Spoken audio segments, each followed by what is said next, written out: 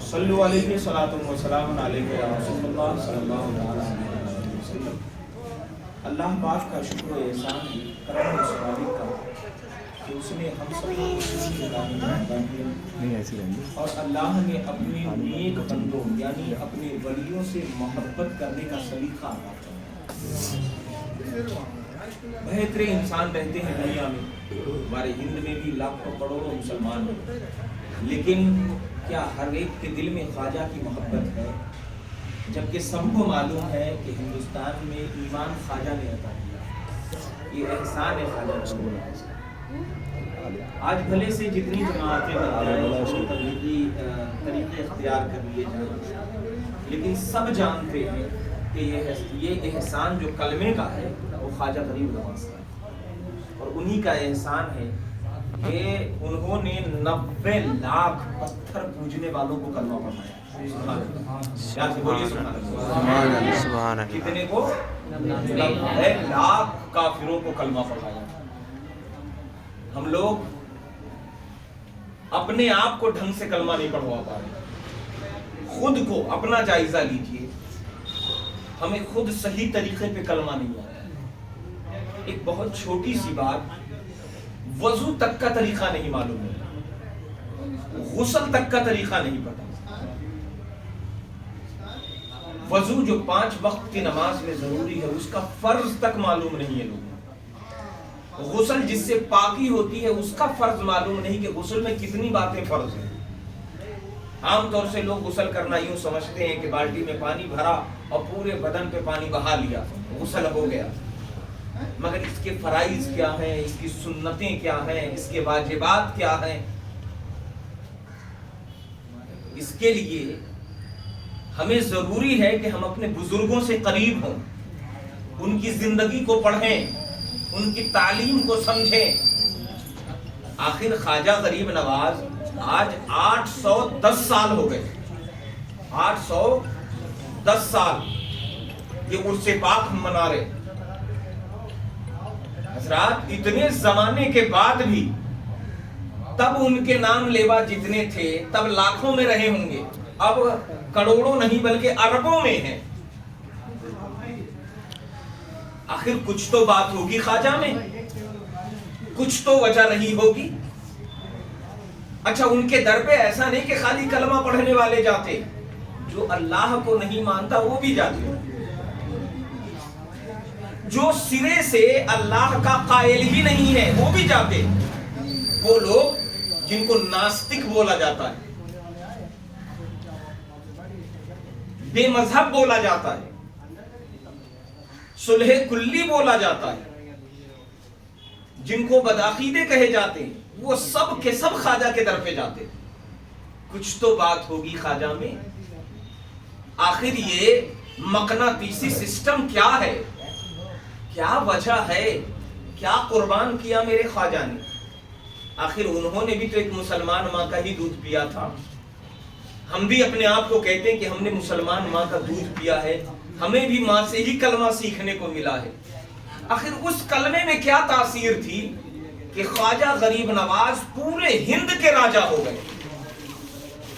زمانے گزرتے جا رہے ہیں، زمانے بیتتے جا رہے ہیں، اور حالت یہ ہے کہ دن بدن ان کے دیوانے بڑھتے چلے جا رہے ہیں، روز دن گزر رہے ہیں۔ ہونا تو یہ چاہیے کہ ان کی شان میں کمی آ جاتی، دشمن بڑھ رہے تھے، ان کے مخالف بڑھ رہے تھے، ان کی برائی کرنے والے بڑھ رہے تھے۔ خواجہ کی بارگاہ میں جاؤ گے تو کیا ملے گا؟ بہت ساروں نے یہ کہہ دیا کہ وہ تو مر گئے، گزر گئے، معاذ اللہ، اس طرح کی بھی باتیں کرا لوگوں نے۔ کسی نے یہ کہا کہ مٹی کا ڈھیر ہے، کیا دے گا؟ اتنی مخالفت کے باوجود، اتنے پروپگنڈے کے باوجود کیا وجہ ہے کہ خواجہ غریب نواز کے در پہ لوگ کھینچے چلے جاتے ہیں اور ایک امید سے جاتے ہیں کہ جائیں گے تو خواجہ خالی نہیں لوٹائیں گے، کیونکہ ان کی شان غریب نوازی ہے۔ لوگوں نے یہ سن رکھا ہے کہ غریب آئے ہیں در پہ تیرے غریب نواز، کرو غریب نوازی میرے غریب نواز، اور تمہارے در کی کرامت یہ بارہا دیکھی، غریب آئے اور خود ہو گئے غریب نواز۔ سبحان اللہ۔ یہ سرکار خواجہ غریب نواز کی کرامت ہے. زمانے گزر گئے مگر ان جیسا کوئی نہیں آیا، اور امید کرتا ہوں کہ پھر کوئی دوسرا آئے گا بھی نہیں. یہاں بات بات پہ متبھید ہو جاتی ہے، بات بات پہ دل ٹوٹ جاتے ہیں، بات بات پہ نا اتفاقی ہو جاتی ہے. قربان جائے خواجہ غریب نواز کی بارگاہ میں جب تشریف لائے ہندوستان اور قدم رکھا آپ نے سندھ کی جانب سے، تو آپ تن تنہا تھے اور ساتھ میں آپ کے ایک شاگرد تھے جن کی عمر صرف 13 سال کی تھی. ساتھ میں آئے اور کس شان سے آئے کہ بیٹھے سیدھا اجمیر معلیٰ میں جا کر، اور دلی اجمیر سے دلی تک کا سفر کیا تو 90 لاکھ پتھر کے پجاریوں کو خدا کا پجاری بنا دیا. چہرے میں وہ تاثیر تھی. اے مومنو، آخر ہم میں کمی کہاں ہے؟ ہم اپنا جائزہ بھی تو لیں. خالی یہ کہہ دینے سے تھوڑی کام چلے گا کہ خواجہ کا دامن نہیں چھوڑیں گے، خواجہ کا دامن نہیں چھوڑیں گے. حقیقت تو یہ کہ کبھی پکڑا ہی نہیں. اگر پکڑ لیتے تو انشاءاللہ الرحمن وہ دن نہیں آتا کہ جناب ہمیں کہیں پر محتاجگی یا مفلسی کا شکار ہونا ہوتا یا کہیں پر بدنامی اٹھانی ہوتی. پہلے خواجہ غریب نواز رحمۃ اللہ علیہ کی شان میں ہم چند اشعار پڑھ دیتے ہیں، پھر خواجہ غریب نواز کی مختصر سوانح حیات بیان کر کے صلاۃ و سلام کے گجر بارگاہ مصطفیٰ میں پیش کریں گے. روضہ علی شان تمہارا یا خواجہ. دیکھیں پسند آئے تو خواجہ غریب نواز کے ہم سب دیوانے ہیں، اور دیوان گانے خواجہ جھوم کے خواجہ کی منقبت سنتے ہیں. روضہ علی شان تمہارا یا خواجہ، روضہ علی شان تمہارا یا خواجہ، سارا ہندوستان تمہارا یا خواجہ. ہند میں 90 لاکھ کو کلمہ پڑھوایا، ہند میں 90 لاکھ کو کلمہ پڑھوایا. ہم پر ہے احسان تمہارا یا خواجہ، سارا ہندوستان تمہارا یا خواجہ. تو دلی راجستھان تمہارا یا خواجہ،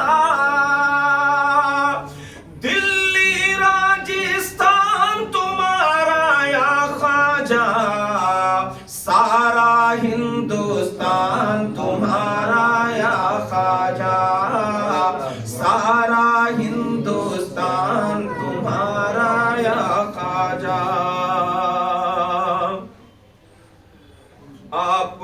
آپ پہ ہے فیضان مدینے والے کا، ہم پر ہے فیضان تمہارا یا خواجہ، سارا ہندوستان تمہارا یا خواجہ، دلی راجستھان تمہارا یا خواجہ. عثمان ہارونی کا صدقہ دے دو، ابو الحسن خرقانی کا خرقہ دے دو. ہمارے خواجہ غریب نواز کے پیر و مرشد کا نام حضرت شیخ عثمان ہارونی ہے، اور ان کے پیر کا نام حضرت شیخ ابو الحسن خرقانی ہے. عثمان ہارونی کا صدقہ دے دو، ابو الحسن خرقانی کا خرقہ دے دو.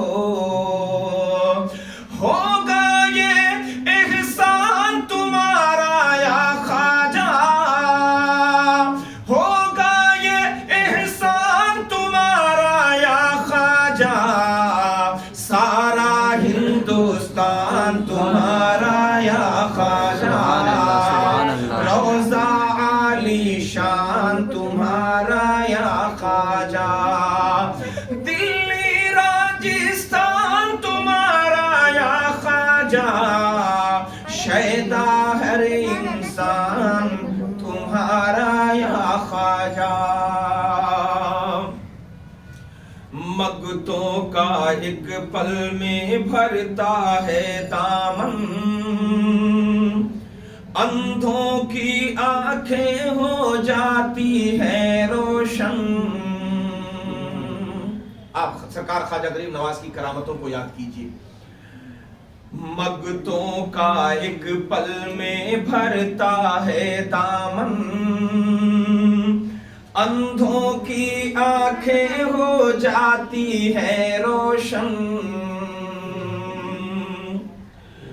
جاری ہے فیضان تمہارا یا خواجہ، جاری ہے فیضان تمہارا یا خواجہ، شیدا ہر انسان تمہارا یا خواجہ، سارا ہندوستان تمہارا یا خواجہ، اور جن کے صدقے نوح کی کشتی پار ہوئی، آدم کو توفیق استغفار ہوئی، جن کے صدقے نوح کی کشتی پار ہوئی، آدم کو توفیق استغفار ہوئی،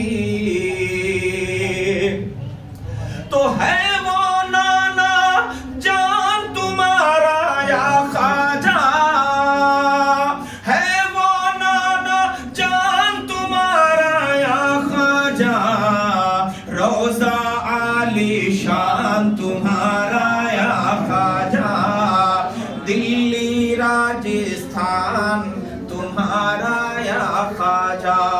اور یہ شعر محبتوں کے ساتھ سماعت کیجئے، پیار سے بول دیجئے سبحان اللہ سبحان اللہ سبحان اللہ۔ قدموں میں جے پال تمہارے لپٹ گیا، اور انا ساگر کوزے میں سمٹ گیا، قدموں میں جے پال تمہارے لپٹ گیا، اور انا ساگر کوزے میں سمٹ گیا، پہنچا جب فرمان تمہارا یا خواجہ، پہنچا جب فرمان تمہارا یا خواجہ، سارا ہندوستان تمہارا یا خواجہ، شیدا ہر انسان تمہارا یا خواجہ، فیض مدینہ ملتا ہے اجمیر سے ہی، شاکر کو طیبہ کی گلیاں دکھلا دو،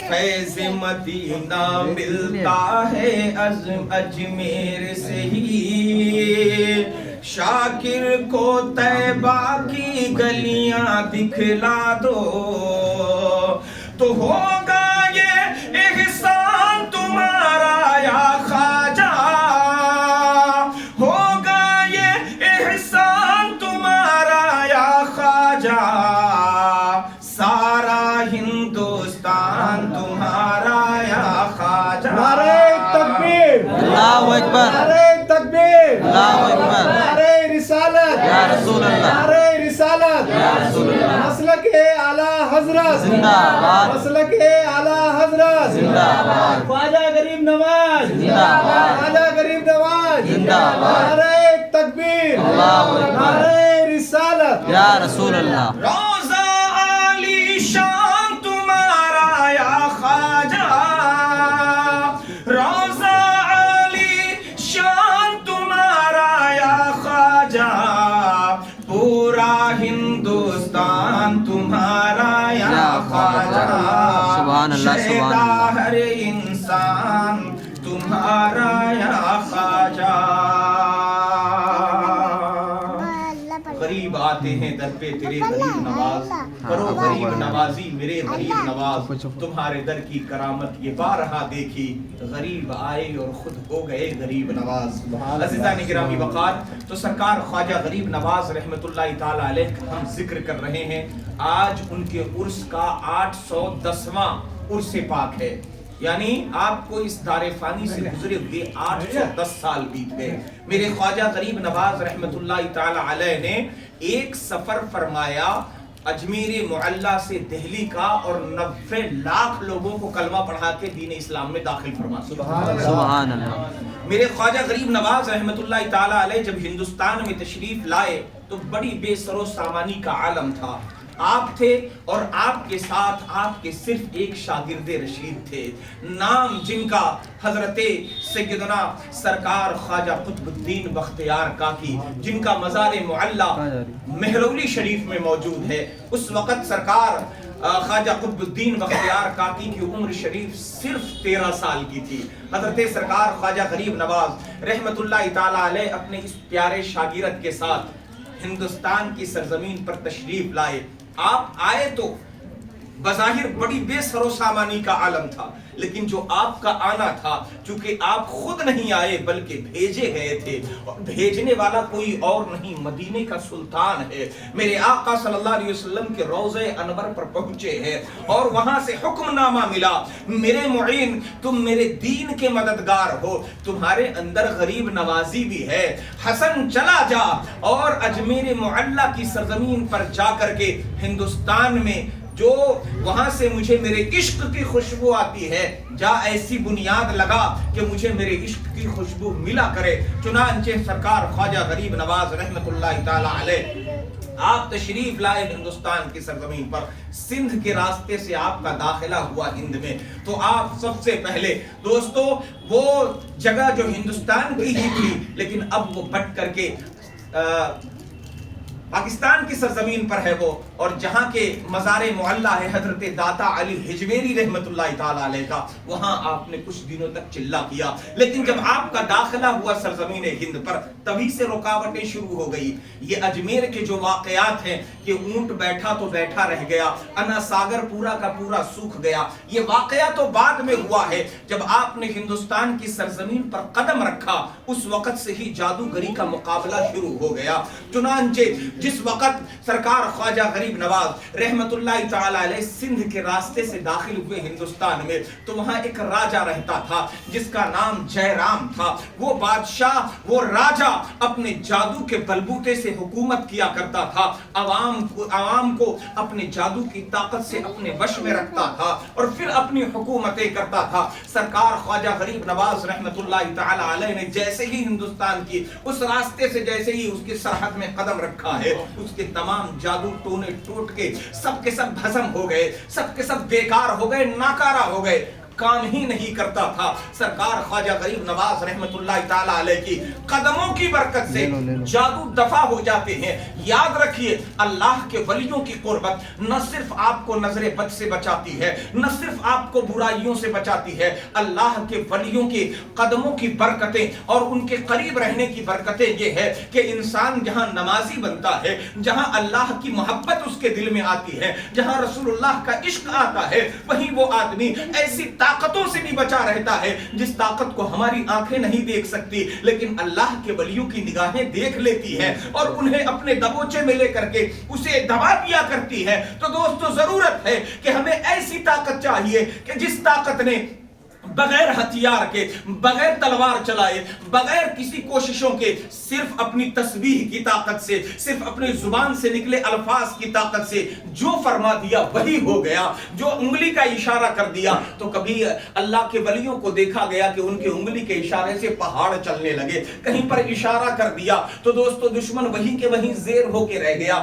کہیں پر درخت کو حکم دیا تو درخت جھک گئے، کہیں پر پیڑ کو حکم دیا آ جاؤ تو زمین چیرتا ہوا पेड़ बुजुर्गों के कदमों में आकर के पड़ गया। तो दोस्तों ये अल्लाह के वलियों की ताकतें हैं। सरकार ख्वाजा गरीब नवाज ने उसकी जमीन पे कदम रखा और उसकी तमाम तर जादू टोने टोटके सब के सब खत्म हो गए, असर नहीं हो रहा था, अवाम खिलाफ होने लगी। तो बहुत बड़े तांत्रिक को बुलाया, बहुत बड़े पुरोहित को बुलाया, कहा जरा मालूम करो माजरा क्या है, मेरा कोई जादू काम नहीं कर रहा। तो कहा कि सुन लो, तुम्हारे मुल्क की सरहद में, तुम्हारे इस राज के सरहद में एक मोहम्मदी आ गया है, यानी ला इलाहा इल्लल्लाह मुहम्मद रसूलुल्लाह का कलमा पढ़ने वाला आ गया है। ये उसी के कदमों की बरकत है कि तुम्हारा जादू काम नहीं कर रहा। जब तक कि वो तुम्हारी सरहद में रहेगा, वो तब तक कि तुम्हारा कोई जादू काम न करेगा, न तुम हुकूमत कर सकोगे। चुनांचे सरकार ख्वाजा गरीब नवाज की तलाश शुरू हुई, ढूंढा गया तो दो शख्स मिले, एक बुजुर्ग हैं, एक साथ में शागिर्द मौजूद है। दोस्तों मालूम किया गया आप कौन हैं, कहां से आए हैं। सरकार ख्वाजा गरीब नवाज ने फरमाया कि मेरा नाम मोइनुद्दीन हसन संजरी है, मैं संजर का रहने वाला हूं, ये मेरे साथ ये मेरे शागिर्द है। कहा चलो मेरे राजा ने बुलाया है। सरकार ख्वाजा गरीब नवाज वहां पहुंचे तो राजा ने कहा कि आप कौन हो जिसने मेरी जादू को खराब कर दिया है, आप मुझसे मुकाबला करके दिखाओ, आप अपने जादू का असर हटाओ ताकि मैं अपने जादू के कमालात दिखाऊं। सरकार ख्वाजा गरीब नवाज ने फरमाया कसम रब्बे दुल जलाल की जिसके कब्ज़े कुदरत में मेरी जान है, मैं कोई जादूगर नहीं हूं, लेकिन ये जो कुछ भी असर है मेरे रब की रहमतों का कमाल है, ये मेरे रब की अताओं का कमाल है। तू अगर चाहता है तो जा, अल्लाह तुझे फिर से ताकत अता कर दे। चुनांचे उसके अंदर वो जादू की ताकतें आ गई। चुनांचे सरकार ख्वाजा गरीब नवाज ने जैसे कहा, जादू की ताकतें जब उसके अंदर आई तो वो हवा में उड़ने लगा। कहा मुझसे मुकाबला कीजिए। कहा तू क्या मुकाबला करेगा, मैं क्या तुझसे मुकाबला करूं, मेरे शागिर्द से मुकाबला कर ले। चुनांचे हजरत सरकार ख्वाजा गरीब नवाज ने उस नौउम्र बच्चे को, जिनका नाम हजरत सरकार ख्वाजा कुतुबुद्दीन बख्तियार काकी है, फरमाया कुतुबुद्दीन देखता क्या है, इसे जेर करके मेरे कदमों में तो ले आ। चुनांचे सरकार ख्वाजा गरीब नवाज रहमतुल्लाह ताला अलैह का हुक्म पाते ही सरकार ख्वाजा कुतुबुद्दीन बख्तियार काकी रहमतुल्लाह ताला अलैह हवा में प्रवास कर गए और उसके सर पे खड़ाउन से मारते हुए उसे जमीन पर ले आए और लाके कदमे नाज़े ख्वाजा गरीब नवाज में रख दिया। अब जैसे ही वो कदमों में गिरा है, न उसे कोई इल्म याद रहा, न कोई तंत्र याद रहा, न कोई मंत्र याद रहा, कदमे नाज़े ख्वाजा में गिर गया और मुआफी मांगने लगा। सरकार ख्वाजा गरीब नवाज ने फरमाया तुझे माफी दी जाएगी, लेकिन बताओ तुम कौन सी ताकत की बात करते हो। कहा हुजूर ताकत तो दरअसल वही है जो जिस ताकत को आप लेके आए हैं, यानी वो कलमा, यानी वो मोहम्मद सल्लल्लाहु अलैहि वसल्लम का पढ़ाया हुआ कलमा जिसको आप पढ़ते हो, आप मुझे भी पढ़ के सुनाइए। सरकार ख्वाजा गरीब नवाज ने वो कलमा पढ़ के सुनाया और फिर उसने पढ़ा ला इलाहा इल्लल्लाह मुहम्मद रसूलुल्लाह सल्लल्लाहु अलैहि वसल्लम। हिंदुस्तान की सरजमीन पर सरकार ख्वाजा गरीब नवाज के हाथों पर ईमान लाने वाला ये पहला मुसलमान था जिसका नाम जयराम था। सरकार ख्वाजा गरीब नवाज ने उसका नाम जियाउद्दीन रखा, सुभान अल्लाह, उसका नाम जियाउद्दीन रखा।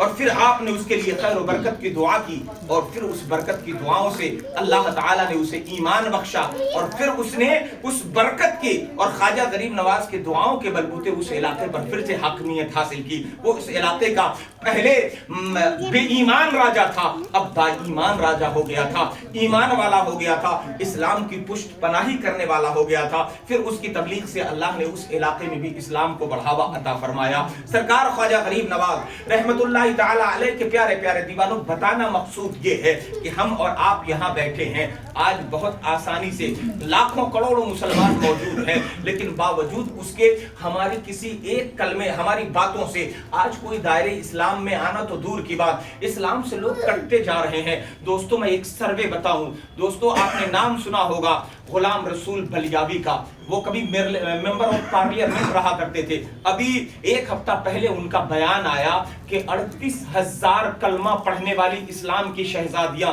गैर मुस्लिमों से निकाह करके वो रवाना हो गई, अपने घरों से भाग गई। मेरे दोस्तों क्या हमारे वो दिन आ गए कि हमने ख्वाजा गरीब नवाज रहमतुल्लाह ताला अलैह ने जो हमें कलमा दिया था, जो तरीका इस्लाम दिया था, हम उससे कितने दूर हट गए हैं, हम कितने भटके हुए हैं। क्या हमारी ये जिम्मेदारी नहीं बनती कि हम अपनी बच्चियों को इस्लाम की तालीम अता करें? क्या हमारी ये जिम्मेदारी नहीं बनती कि उन्हें खुदाए वहदहू ला शरीक की तालीम अता की जाए? क्या उन्हें हमारी जिम्मेदारी नहीं बनती कि उन्हें बताएं कि गंदगी क्या है और अच्छाई क्या है? क्या हमारी ہماری یہ ذمہ داری نہیں ہے کہ یہ آگ ہے یہاں انگلی ڈالی جائے گی تو جل جائے گا، اور یہاں یہ پانی ہے یہاں ہاتھ ڈالیں گے تو دھل جائے گا، یہ کون کرے گا؟ کیا یہ بھی ذمہ داری علماء کی ہے؟ کیا یہ بھی ذمہ داری اماموں کی ہے؟ نہیں دوستو، یہ ہم سب کی ذمہ داری ہے۔ جہاں آپ اپنے بچوں کے لیے چند وقت کی روٹیوں کا انتظام کرتے ہیں، ان کے لیے کپڑوں کا انتظام کرتے ہیں، وہی روزانہ وقت نکالیے اپنے بچوں کو علماء کی مجلس میں بیٹھیے، اپنے بزرگوں کی کہانی سنیے، اور وہی کہانی جا کے اپنے گھر میں اپنے بچوں کے ساتھ دہرائیے۔ بچوں کو کہانیاں سننے میں بڑا مزہ آتا ہے۔ آپ اسلام کا واقعہ انہیں کہانی بنا کر سنائیے، انہیں اچھی اچھی کہانیاں بتائیے، اپنے پیارے مصطفیٰ کے کالی زلفوں کی کہانی بتائیے، مصطفیٰ کے مسکراہٹ کی کہانی سنائیے، میرے مصطفیٰ کا بچپنا سنائیے، حضرت عمر فاروق رضی اللہ تعالیٰ عنہ کی کہانی بتائیے، حضرت ابوبکر صدیق کی کہانی بتائیے، اپنے بچوں کو اور اپنی بچوں کو سیدہ فاطمہ زہرا رضی اللہ تعالیٰ عنہا کی کہانی بتائیے، تاکہ آپ کے اندر چینجنگ آ سکے۔ اے میرے دوستو، دل منہ کو آتا ہے، کلیجہ منہ کو آتا ہے جب یہ واقعات سنتے ہیں کہ ہماری فلانی اسلام کی شہزادیاں بھٹک کر کے ان کے قدم بہک گئے اور کہیں اور چلی گئی، تو دوستو دل روتا ہے۔ لیکن کیا کریں، اس کا ذمہ دار کون ہے؟ کون جائزہ لے گا اپنے آپ کا؟ تو دوستو ضرورت ہے اس بات کی۔ سرکار خواجہ غریب نواز رحمت اللہ تعالیٰ علیہ نے جو تعلیم ہمیں دیا ہے، اس تعلیم پر عمل کیجئے۔ انہوں نے جو اللہ تبارک و تعالیٰ کے عطا سے ہندوستان کی سرزمین پر اسلام کی بنیاد ڈالی تھی، اس بنیاد کو مضبوط کیجئے، اپنے آپ کو کلمے سے جوڑیے، نماز کی پابندی کیجئے، اور روزانہ جہاں حلال کمائی کی کوشش کرتے ہیں، اپنی بچیوں کو، اپنے بچوں کو گھر میں بٹھا کر صرف 10 منٹ اسلام کی کہانی سنائیے، اپنے پیغمبر کی کہانی سنائیے، اپنے اللہ کے نیک بندوں کی کہانی سنائیے، نمازوں کی برکتوں کی کہانی سنائیے۔ دوستو نماز وہ چیز ہے کہ جس کے بارے میں علامہ شیخ سعدی نے لکھا، روز محشر کے جاں گداز بود اولی پرشش نماز ود، جب قیامت کا میدان قائم ہوگا تو سب سے پہلے جو چیز پوچھی جائے گی وہ نماز کا مطالبہ ہوگا، نماز کے بارے میں پوچھا جائے گا۔ تو اپنے بچوں کو آپ کب نمازی بناؤ گے؟ اپنی بچیوں کو کب حجاب والیاں بناؤ گے؟ کب انہیں اسلام سکھلاؤ گے؟ کیا آپ تب ہوش میں آئیں گے جب آپ کو کوئی تختے پر لیٹا رہا ہوگا؟ آپ کب ہوش میں آئیں گے جب آپ کو کوئی غسل دلا رہا ہوگا؟ آپ کب ہوش میں آئیں گے جب آپ کو 4 یاروں کے کاندھوں پر چڑھا کر کے آپ کو قبرستان لے جایا جائے گا؟ تب آپ ہوش میں آئیں گے۔ سن لیجئے، میرے رب نے فرمایا الذی خلق الموت والحیات لیبلوکم ایکم احسن عملا، اللہ نے موت اور زندگی پیدا کی ہے تاکہ تمہیں آزمائے کہ تم میں سے کون ہے جو بہترین عمل کرتا ہے، کون ہے جو اللہ تبارک و تعالیٰ کو راضی کرتا ہے، کون ہے جو اس کے رسول کی سنت پر عمل کرتا ہے۔ میرے عزیزو، سرکار خواجہ غریب نواز رحمت اللہ تعالیٰ علیہ اکیلے آئے، تنہا آئے، لیکن اسلام کی ایسی بنیاد ڈالی ہے کہ 90 لاکھ کافروں کو آپ نے کلمہ پڑھا کر اسلام میں داخل فرمایا ہے۔ تو اے دوستو، ہم اپنے چہرے کو بھی ویسا بنائے، اپنی صورت بھی ایسی بنائے۔ دوستو آخری بات میں کہہ کے اپنی گفتگو کو اختتام کی طرف لے چلتا ہوں۔ سرکار خواجہ غریب نواز رحمت اللہ تعالیٰ علیہ کو اللہ نے کتنی قدرت عطا کی ہے، اس بات سے اندازہ کیجئے۔ دلی کی یہی سرزمین ہے، وہی مہرولی کی سرزمین، اور وہی قطب مینار ہے۔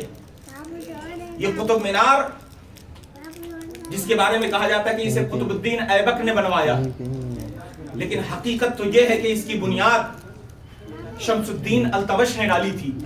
یہ شمس الدین التمش وہی ہے جو سرکار خواجہ قطب الدین بختیار کاکی کا مرید ہے۔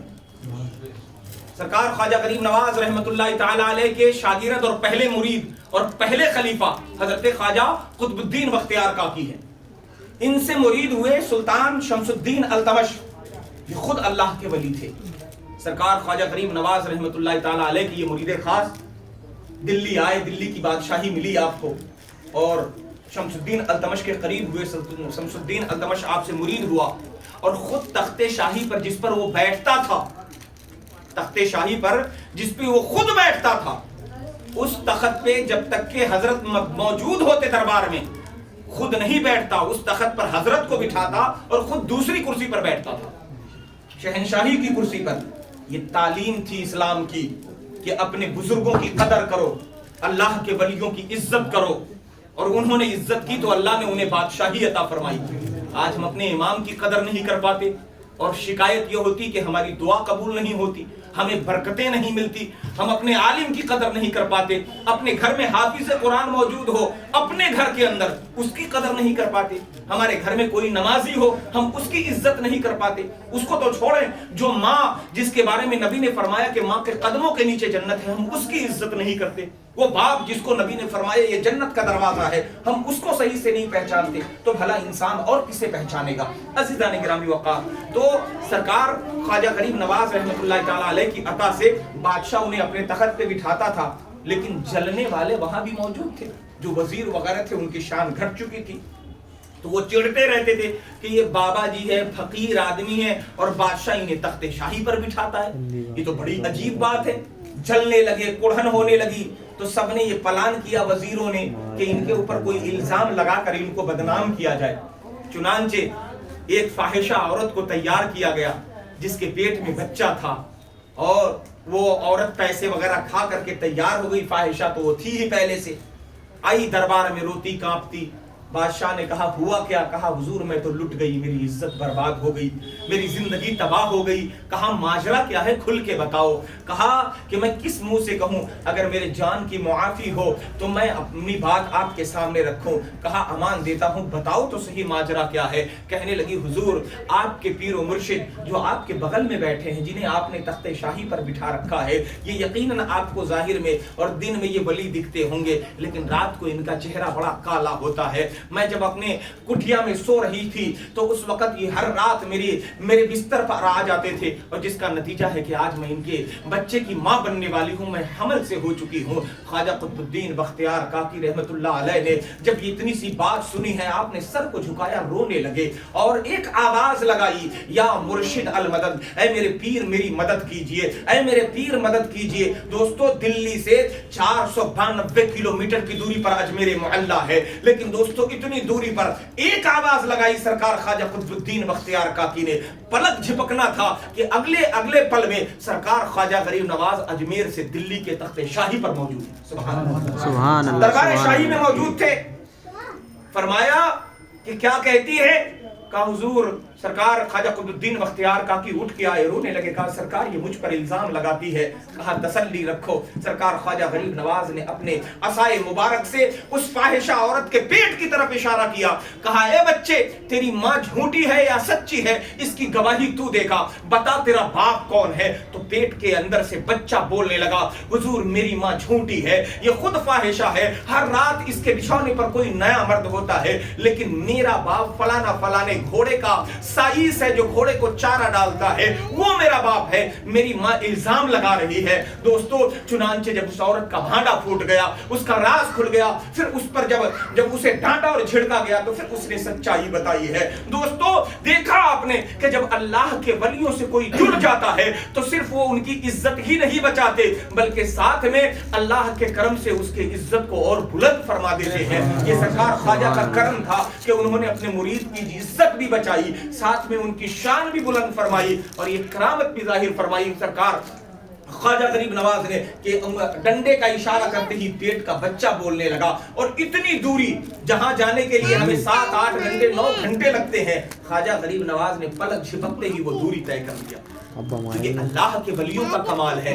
نہ پوچھ ان خرقہ پوشوں کو، ارادت ہو تو دیکھ ان کو، یدے بیضا لیے پھرتے ہیں اپنی آستینوں میں، یدے بیضا لیے پھرتے ہیں اپنی آستینوں میں، اور نگاہ ولی میں وہ تاثیر دیکھی، بدلتی ہزاروں کی تقدیر دیکھی، نگاہ ولی میں وہ تاثیر دیکھی، بدلتی ہزاروں کی تقدیر دیکھی۔ اللہ کے ولیوں سے محبت کیجئے اور اپنی تقدیر کو جگائیے۔ میں اس شعر کے ساتھ اپنی گفتگو کو ختم کرتا ہوں کہ غریب آئے ہیں در پہ تیرے غریب نواز، کرو غریب نوازی میرے غریب نواز، تمہارے در کی کرامت یہ بارہا دیکھی، غریب آئے اور خود ہو گئے غریب نواز۔ اللہ عز و جل ہم سبوں کو کہنے سننے سے زیادہ عمل صالح کی سچی توفیق عطا فرمائے۔ اور حضرات میں اپنی ہر گفتگو میں، چونکہ میں جس دور سے گزر رہا ہوں اور جس حالات سے میں گزر رہا ہوں، دوستو آپ کو بخوبی پتا ہے، ابھی اس مہینے سے پہلے دسمبر کے 1 تاریخ کو مسجد